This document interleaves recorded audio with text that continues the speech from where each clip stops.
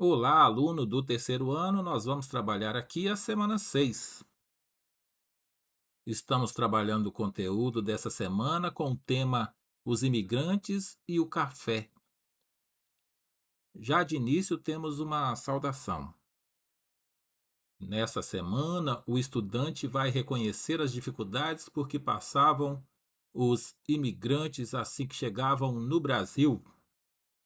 Vamos destacar também as suas formas de trabalho e sobrevivência e destacar também as suas formas de resistência a essa dominação. O texto condutor se intitula A Mão de Obra Livre dos Imigrantes.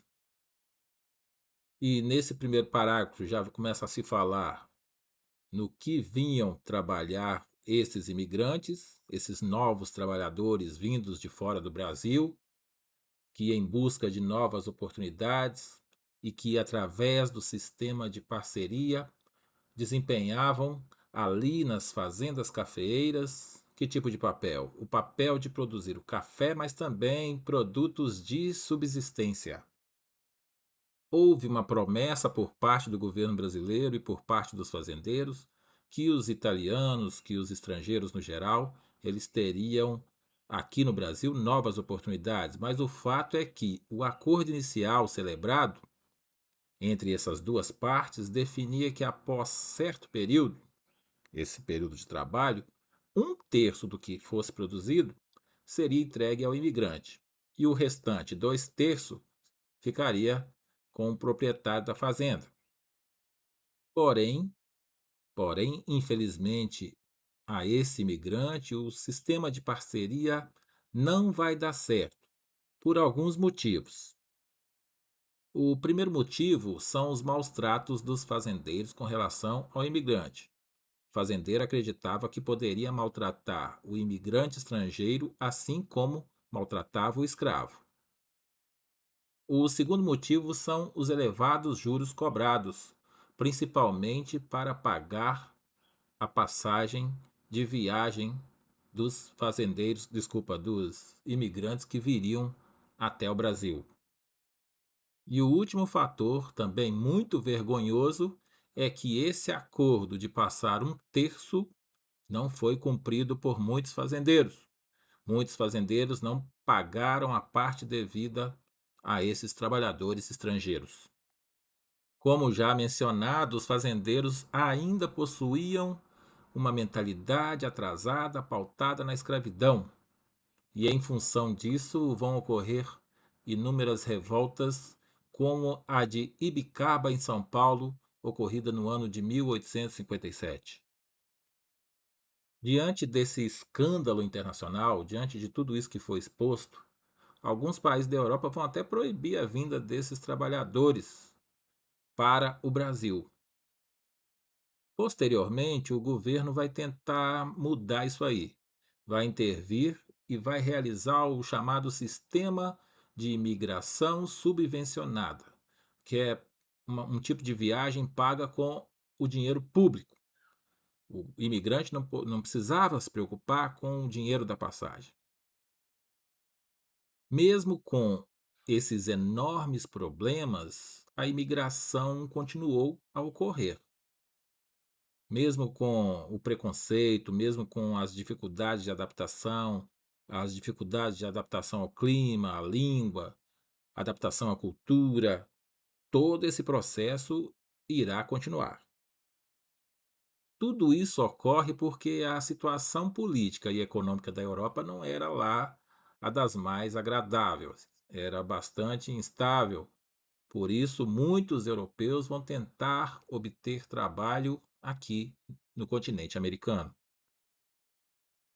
Essa parte do PET aqui, ele traz algumas figuras que a gente deve observar.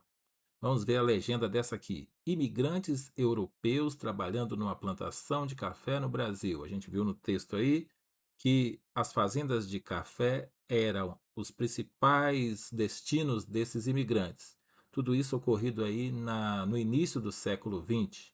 Note que a maioria é de crianças e elas estão descalças. Então não havia respeito com as leis trabalhistas nem mesmo preocupação com a educação das crianças. Na segunda imagem, um visual mais aberto de uma fazenda, mostrando aí a entrada para a sede da fazenda Ibicaba, na cidade de Limeira, em São Paulo. Essa fazenda e essa cidade tinha uma das grandes plantações de café da época e foi a precursora, ou seja, foi um dos primeiros a fazer o sistema de parceria com os imigrantes trazidos da Europa. Mas também, como a gente viu, houve muita revolta e também foi o palco de uma das principais revoltas, a Revolta de Ibicaba de 1857, revolta contra maus tratos, falta de pagamento, etc. Na seção Para Saber Mais, você tem uma sugestão de livro. O livro se chama Imigrantes no Brasil do século XIX, cujos autores são Edilene Toledo e Jefferson Cano.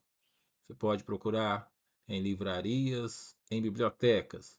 Há também uma sugestão de documentário chamado Caminhos de Pedra, Tempo e Memória na Linha Palmério. Esse documentário é de 2008, trata aí do assunto dos imigrantes italianos, a trajetória dos colonos que viveram em Leopoldina. Isso é uma cidade do sul do país, acredito, Santa Catarina. Há também uma sugestão de videoaula.